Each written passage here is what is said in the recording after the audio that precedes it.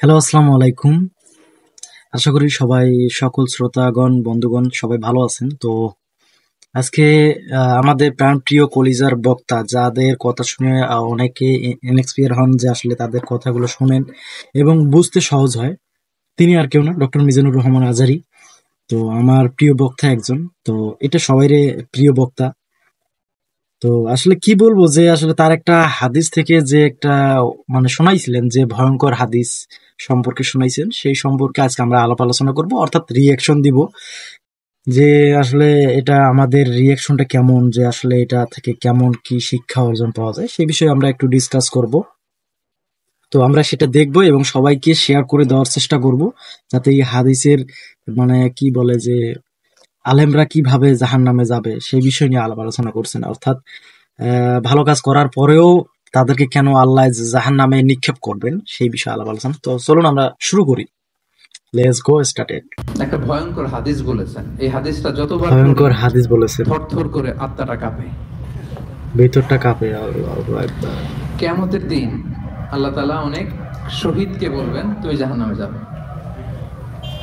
শহীদকে বলবেন তুমি সে জাহান্নামে বলবে, যাও। আল্লাহ আল্লাহু আমি আকবার। জাহান্নামে যাব, আমি তো রক্ত দিয়েছি তোমার জন্য, লিইলাই কালিমাতিল্লাহ,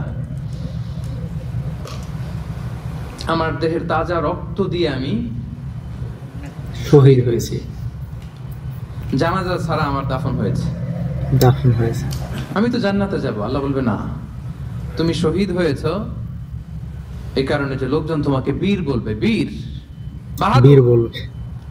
তো দুনিয়াতে তো তোমারে বাহাদুর বলছে, তো তোমারে বিশাল যোদ্ধা ছিল, বাহাদুর ছিল, খেতাব তো তুমি পেয়েছো। আমার কাছে কিছু নেই, জাহান্নামে যাও, go to the hell fire.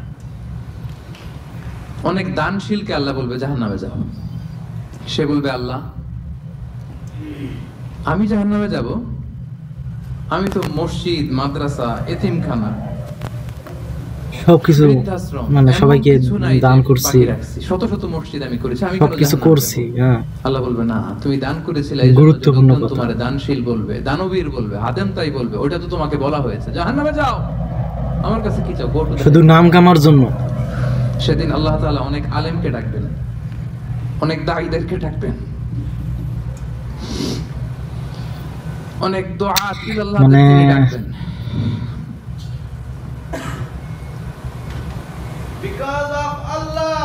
Because of Allah. Because of Allah. Because of Allah. সেদিন অনেক দুআত ইলাল্লাহদেরকে ডেকে আল্লাহ বলবেন যে তুমিও জাহান্নামে যাও। সে বলবে, আল্লাহ কেন? আমি মানুষকে কোরআন শিখিয়েছি, আমি মানুষকে হাদিস হাদিস শিখিয়েছি। শিখিয়েছি, আমার কথা শুনে অনেক নামাজ ধরেছে, আমার কথা শুনে অনেকে দাড়ি রেখেছে, আগে সুদ খেত, আমার কথা শুনে সুদ বন্ধ করেছে, সুদ ছেড়ে দিয়েছে। আমার কথা শুনে তো আল্লাহ এরা নামাজি হয়ে গিয়েছে। দ্য এন্টায়ার সোসাইটি সুদ বন্ধ করেছে, নামাজ ধরেছে, তারা ফরজ যাকাত দিত। আল্লাহ আমি কেন জাহান্নামে যাব? আল্লাহ বলবেন, তুমি এই দাওয়াতি কাজ করেছো, লোকজন তোমাকে বড় আলেম বলবে, লোকজন তোমাকে বড় সেলিব্রিটি বলবে, লোকজন তোমার নামে তাকবীর দিবে, তোমাকে বড় আলেম বলবে, বড় দাঈ বলবে। এটা তো বলা হতো তোমাকে দুনিয়াতে, আল্লামা বলে ডাকা হতো তোমাকে, ওকে, বাহরুল উলুম বলা হতো তোমাকে, জ্ঞানের সাগর, অনেক বড় দাঈ, অনেক বড় সেলিব্রিটি তোমাকে বলা আল্লাহু হতো আকবার। দুনিয়াতে। তো যা চেয়েছো তা তো পেয়েছো, আমার কাছে কি চাও? আমার কাছে তোমার জন্য কিছু নাই, go to the hell fire, তুমি জাহান্নামে যাবে। আল্লাহ ওইরকম আলেম হওয়া থেকে আমাদেরকে তুমি বাঁচাও, আমিন, ওইরকম দাঈ হওয়া থেকে তুমি আমাদেরকে বাঁচাও আল্লাহ। আমিন। আল্লাহ লোক দেখানো মানসিকতা, এই সব থেকে আল্লাহ তুমি আমাদেরকে হেফাজত করো। আল্লাহুম্মা আমিন। তাহলে 4 নম্বর যে রোগ আমরা চিনে ফেলছি না, এটার নাম কি? রিয়া। নামাজ পড়তেছি, মানুষ আমার এই বড় মুসল্লি বলে, হজ করে আসছি যেন আমার নামের আগে আলহাজ লাগায়, আলহাজ লাগায়। যাকাত দিচ্ছি, যাকাতের শাড়ি লুঙ্গি, শুনুন কথাগুলো দানবীর, গুরুত্বপূর্ণ। শুনুন। শিল্পপতি, এটা যেন বলে। জেহাদের ময়দানে গিয়েছি, ইসলামের জন্য মিছিল দিচ্ছি, যাতে মিডিয়াতে আমাকে সবার আগে দেখা যায়, আল্লাহ বলবে go to the hell fire, জাহান্নামে যাও। এগুলো একটাও আমার জন্য করো নাই। তুমি যা চেয়েছিলে দুনিয়াতে তুমি সেটা পেয়েছো, আমার কাছে কি চাও? কিচ্ছু নাই আমার কাছে তোমার জন্য, যাও। আল্লাহ এরকম দানশীল হওয়া থেকে, এরকম আলেম হওয়া থেকে, এরকম বীরত্ব দেখানো থেকে আল্লাহ তুমি আমাদেরকে হেফাজত করো। আল্লাহ রিয়া থেকে আমাদের এই কলবটাকে তুমি মুক্ত করো। আল্লাহ রিয়া বলতে লোক দেখানো, শুধুমাত্র তোমার সন্তুষ্টির জন্য, তোমাকে দেখানোর জন্য যেন করতে পারে। আল্লাহ তুমি তৌফিক দান করো।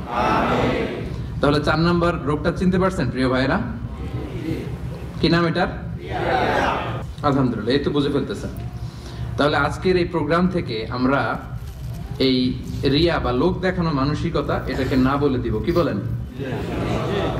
আজকের এই প্রোগ্রাম থেকে আমরা সবাই রিয়াকে কি বললাম? না বললাম। তাহলে প্রথম রোগের নাম ছিল কি ছিল? কপটতা। দ্বিতীয় রোগের নাম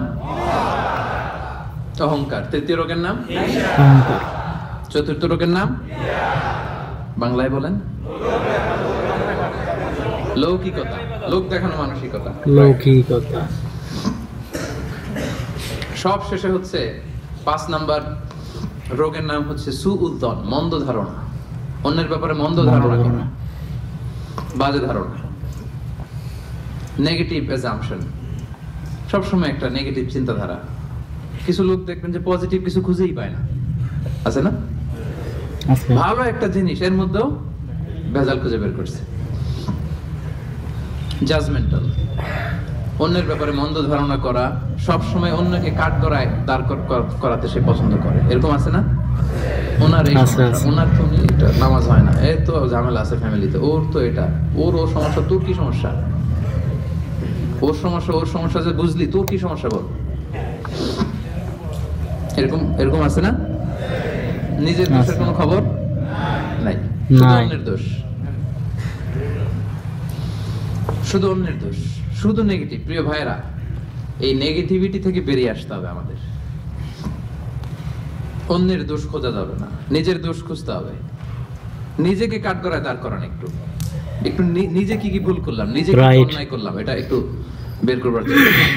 নিজেকে কাঠগড়ায় দাঁড় করান। আমরা এই ভুলটা করে ফেলি, আমরা নিজেকে কাঠগড়ায় দাঁড় না করিয়ে কি করি? হ্যাঁ, কি সুন্দর, হি ইজ দ্য জাজ, সে জাজ করবে, সে জাজের চেয়ারে বসছে, তার দায়িত্ব দেওয়া হয়েছে, এবার সে এই তোমার এই সমস্যা, এই সমস্যা, এটা ওইটা। তো জাজমেন্টাল হওয়া যাবে না, পজিটিভ চিন্তা ধারণা করতে হবে। দেখেন আল্লাহ তাআলা বলছেন, ইয়া আইয়ুহাল্লাযীনা আমানু জিতানিবু কাসীরাম মিনায-যন্ন ইন্না বা'দায-যন্নি ইসম। ওহে বিশ্বাসীরা, বেশি বেশি ধারণা করা থেকে বেঁচে থাকো, কেননা ধারণাটা হচ্ছে পাপ। এই যে আপনি বাজে ধারণা করলেন, এটা পাপ। আর রাসূল সাল্লাল্লাহু আলাইহি ওয়াসাল্লাম বললেন, ফাইন্নায-যন্না আকযাবুল হাদীস। এই ধারণা করাটা এটা হচ্ছে মিথ্যা কথা, অধিকাংশ ধারণা এটা মিথ্যা হয়। ওয়া ইন্নায-যন্না লা ইউগনি মিনাল হাক্কি শাইআ। ধারণা কখনো সত্যের বিকল্প হতে পারে না, কখনো বিকল্প হতে পারে না। এজন্য আপনি বাজে ধারণা করবেন না। ধারণা করতে হলে সুধারণা করেন। ধারণা করতে হলে কি ধারণা করবেন? সুধারণা। দেখলেন যে ওদিকে আজান হইতেছে, বসে আছে, এই নামাজ পড়ে নাই, কোথায় নামাজ পড়েই না, ওর যে কি সমস্যা আছে আপনি জানেনই না, হতে পারে না? যে কি রে নামাজ পড়লো না, সে হয়তো মুসাফির, সে কি, সে তো জমা কসর করার অনুমতি, তো ফ্লেক্সিবিলিটি তো শরীয়ত দিয়েছে, ঠিক কি না? বোন একটাকে দেখছেন নামাজ পড়ে নাই, ধারণা করেন যেহেতু বেনামাজি, এর বলতে নামাজ পড়ে না, এরকম বলে না? হয়তো মেনস্ট্রুয়েশনাল পিরিয়ড চলছে, তার পিরিয়ডের কারণে তো সে নামাজ পড়তে পারবে না। আপনার বন্ধুকে দেখলেন বোরকা পরা এক মহিলার সাথে যাচ্ছে, দিক দিয়ে একটা মেয়ের সাথে, ইয়াং বোরকা পরা, এই তো বাজে ধারণা শুরু, মামাই তো একেবারে কাজ করে ফেলাইছে। হ্যাঁ বলেন এরকম, মামাই তো একেবারে কাজ বানাই দিচ্ছে। আল্লাহু আকবার। এই যে আপনি ধারণা করলেন, আপনার গুনার পাল্লাটা ভারী করলেন। এই মেয়েটা তার আপন বোন হতে পারে কি পারে না? আসতে বললেন যে পারে কি পারে না? তার আপন ভাগ্নি হতে পারে কি পারে না? পারে পারে। এই যে আপনি মন্দ দেখছেন, মানে যাই দেখি আমরা খালি চোখে, এটা কিন্তু সব বাস্তবতা না। Something could be strange behind the scene. এর বিপরীতে এমন কিছু আছে ওটা আমি জানি না হিস্ট্রিটা, এজন্য আপনি সুধারণা করবেন। কি করবেন? সবসময় সুধারণা সুধারণা। করবেন। এই মন্দ ধারণা, বাজে ধারণা, অনেকে এরকম কিছু দেখলেই, বিয়ে করার পরে একটা ঘড়ি হাতে দেখলেই কয় এটা বোধহয় যৌতুক দিছে বোধহয়। পুলিশ অফিসার একটা গাড়ি কিনছে বা ফ্ল্যাট কিনছে, এই তো ঘুষের টাকা দিয়ে বানায় ফেলছে। পুলিশ অফিসার মানেই কি সবাই ঘুষ খায়? হ্যাঁ, ঘুষ খায় একটা বড় সংখ্যক, কিন্তু এখনো অনেক সৎ পুলিশ অফিসার আমার দেশে আছে না নাই? আছে, এখনো আছে। So, আপনি মন্দ ধারণা করে গুনার পাল্লা ভারী করবেন না। তাহলে এই মন্দ ধারণাকেও আজকের প্রোগ্রাম থেকে আমরা কি বলে দিলাম? না বলে পাঁচটা দিলাম। লোক চিনছেন না? 1 নম্বরে Yes.